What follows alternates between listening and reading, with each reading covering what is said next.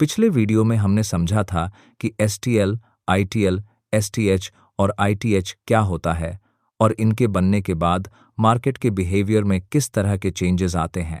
आज उसी कॉन्सेप्ट को हम एक स्टेप आगे बढ़कर समझेंगे और इस वीडियो में हमारा पूरा फोकस सिर्फ सेकंड एसटीएल और सेकंड एसटीएच पर रहेगा, क्योंकि ज़्यादातर बड़ा एक्सपेंशन मूव इसी सेकंड एसटीएल और सेकंड एसटीएच बनने के बाद देखने को मिलता है।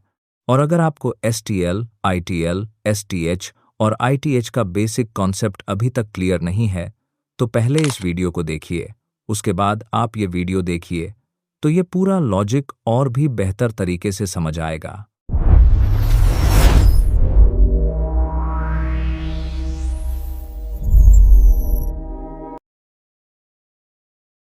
दोस्तों, चार्ट पैटर्न सिंप्लीफाइड पर आज हम गोल्ड का एक बहुत इंपॉर्टेंट लाइव स्ट्रक्चर एनालाइज कर रहे हैं। स्क्रीन पर आप एसटीएल, आईटीएल, एसटीएच और आईटीएच की कंप्लीट मार्किंग देख सकते हैं और आज हम समझेंगे कि जब 30 मिनट और 5 मिनट का स्ट्रक्चर एक साथ सिंक्रोनाइज होता है तब मार्केट में रियल मोमेंटम कैसे एंटर करता है। तो चलिए सीधा चार्ट पर लॉजिक समझते हैं। मार्केट स्ट्रक्चर की बेसिक समझ, एसटीएल और आईटीएल का रिश्ता। अब यहाँ सबसे पहले एक बेसिक लेकिन बहुत इंपॉर्टेंट लॉजिक समझना जरूरी है। मार्केट में कोई भी आईटीएल ऐसे ही अचानक पैदा नहीं होता, उसके पीछे एक पूरा स्ट्रक्चरल डेवलपमेंट होता है। जब मार्केट लेफ्ट साइड पर एक एसटीएल बनाती है और उसके बाद राइट साइड पर भी एक नया एसटीएल क्रिएट करती है, तब उन दोनों के बीच जो लिक्विडिटी और स्ट्रक्चर बनता है वही आगे चलकर मिड वाले आईटीएल का जन्म करता है। लेफ्ट एसटीएल और राइट एसटीएल का कंप्लीशन लॉजिक, मतलब अगर केवल लेफ्ट साइड एसटीएल मौजूद है तो स्ट्रक्चर अभी अधूरा है, और अगर राइट साइड वाला एसटीएल अभी बना ही नहीं है तब तक मार्केट ने अपना पूरा इंटेंशन शो नहीं किया है।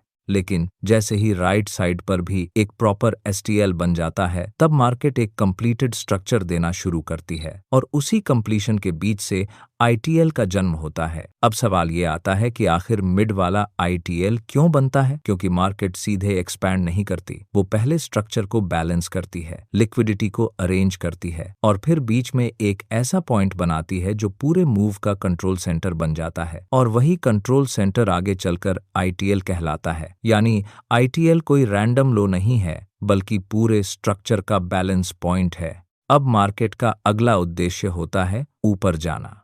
क्यों? क्योंकि जब भी राइट साइड में फर्स्ट एसटीएल बन जाता है उसके बाद मार्केट आमतौर पर एक और एसटीएल जरूर क्रिएट करती है, और यही दूसरा एसटीएल पूरे एक्सपेंशन मूव का असली फाउंडेशन बनता है। सेकंड एसटीएल क्यों महत्वपूर्ण होता है? अब इस सेकंड एसटीएल को ध्यान से समझिए। यही वो पॉइंट होता है जहां मार्केट केवल स्ट्रक्चर नहीं बना रही होती, बल्कि असली बुलिश डिलीवरी की तैयारी कर रही होती है। ज्यादातर बड़े मूव इसी सेकंड एसटीएल के बाद देखने को मिलते हैं। यानी पहला एसटीएल सिर्फ शुरुआत हो सकता है, लेकिन दूसरा एसटीएल अक्सर असली एक्सपेंशन का संकेत देता है। हायर टाइम फ्रेम से लोअर टाइम फ्रेम की सिंक्रोनाइजेशन, और अब यही चीज गोल्ड के चार्ट पर डेवलप होती हुई दिखाई दे रही है। 30 मिनट टाइम फ्रेम पर जो सेकंड एसटीएल बन रहा होता है वही स्ट्रक्चर लोअर टाइम फ्रेम यानी 5 मिनट पर आईटीएल फॉर्मेशन में कन्वर्ट होता हुआ दिखाई देता है।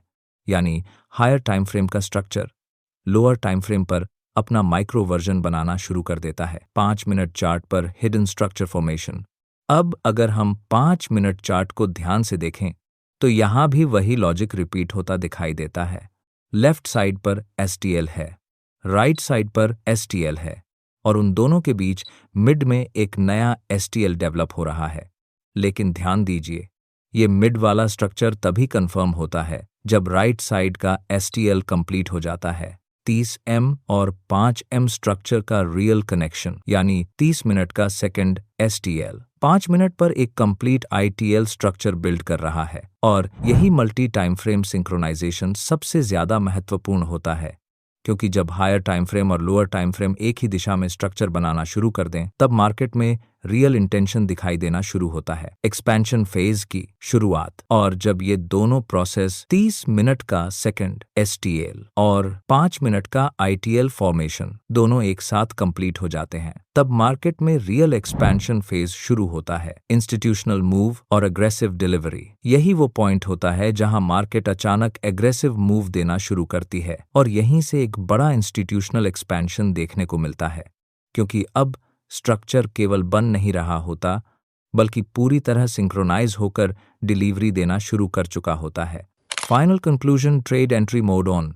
इसी वजह से इस जोन को लाइटली नहीं लेना चाहिए, क्योंकि पूरा स्ट्रक्चर स्टेप बाय स्टेप एक बुलिश डिलीवरी बिल्ड करता हुआ दिखाई दे रहा है। Left STL, right STL, mid ITL, फिर सेकंड STL और उसके बाद लोअर टाइम फ्रेम सिंक्रोनाइजेशन। ये पूरा फ्लो मिलकर मार्केट के असली इंटेंशन को दिखाता है और इसी को हम कहते हैं trade entry mode on. Step 1, 3 swing complete होने का इंतजार। अब यहाँ सबसे पहला काम ये करना है कि हमें देखना है क्या मार्केट ने 3 स्विंग कंप्लीट किए हैं या नहीं। स्विंग 1, फिर उससे नीचे स्विंग 2 और उसके बाद स्विंग 3। जैसे ही ये 3 स्विंग कंप्लीट होते हैं, बीच वाला लोएस्ट STL यानी स्विंग 2 ITL के रूप में वैलिड हो जाता है। स्टेप 2, नेक्स्ट STL फॉर्मेशन को ऑब्जर्व करना। अब दूसरा काम ये देखना है कि ETL बनने के बाद मार्केट ऊपर जाकर नया STL बना रही है या नहीं। अगर नया STL ऊपर की तरफ बनता दिखाई दे तो इसका मतलब मार्केट एक्सपेंशन फेज में एंटर करना शुरू कर रही है। Step 3, 5 minute synchronization check. अब इसी स्ट्रक्चर को 5 मिनट टाइम फ्रेम पर ऑब्जर्व करना है। अगर 30 मिनट का सेकंड STL 5 मिनट पर ITL फॉर्मेशन में कन्वर्ट होता दिखाई दे तो इसका मतलब हायर टाइम फ्रेम और लोअर टाइम फ्रेम दोनों एक साथ सिंक्रोनाइज हो रहे हैं। Final confirmation, trade entry mode ON। और जैसे ही 3 स्विंग कंप्लीट हो जाए, स्विंग 2 ITL बन जाए, ऊपर नया STL बनना शुरू हो जाए और 5 मिनट स्ट्रक्चर भी उसी डायरेक्शन में सिंक्रोनाइज होने लगे, तब समझना है कि मार्केट अब ट्रेड एंट्री मोड में एंटर कर रही है। यही वो फेज होता है जहां से रियल एक्सपेंशन मूव आने की संभावना बढ़ जाती है। अब हम जल्दी से इसी लॉजिक के साथ सेल सेटअप भी समझ लेते हैं। जैसा कि आप चार्ट में देख सकते हैं, फर्स्ट राइट STH बनने के बाद ऊपर वाला ITH कंफर्म हो जाता है। उसके बाद हमें वेट करना होता है सेकंड STH बनने का, जो यहाँ बनता हुआ दिखाई दे रहा है। और सबसे इंटरेस्टिंग चीज़ ये है कि जब ये सेकंड STH बन रहा होता है, उसी समय 5 मिनट टाइम फ्रेम पर एक ITH भी बनता हुआ दिखाई देता है। और जैसे ही ये स्ट्रक्चर कंप्लीट होता है, उसके बाद मार्केट में एक बड़ा डाउनसाइड एक्सपेंशन देखने को मिलता है। अब अगर इसी सेटअप को फिबोनाची टूल के साथ कंबाइन करें तो ये और भी बेहतर तरीके से परफॉर्म करता हुआ दिखाई देता है, क्योंकि ज्यादातर मामलों में ये सेकंड STL और सेकंड STH फिबोनाची के 0.5% से 0.61% जोन के आसपास ही बनते हुए दिखाई देते हैं। तो इस वीडियो में बस इतना ही। अगर आपका कोई सवाल हो तो आप कमेंट बॉक्स में पूछ सकते हैं, और अगला वीडियो आप किस टॉपिक पर देखना चाहते हैं वो भी ज़रूर बताइए। वीडियो को लाइक करें और चैनल को सब्सक्राइब करके बेल आइकन ज़रूर प्रेस करें ताकि अगली वीडियो का नोटिफिकेशन सबसे पहले आप तक पहुंच सके।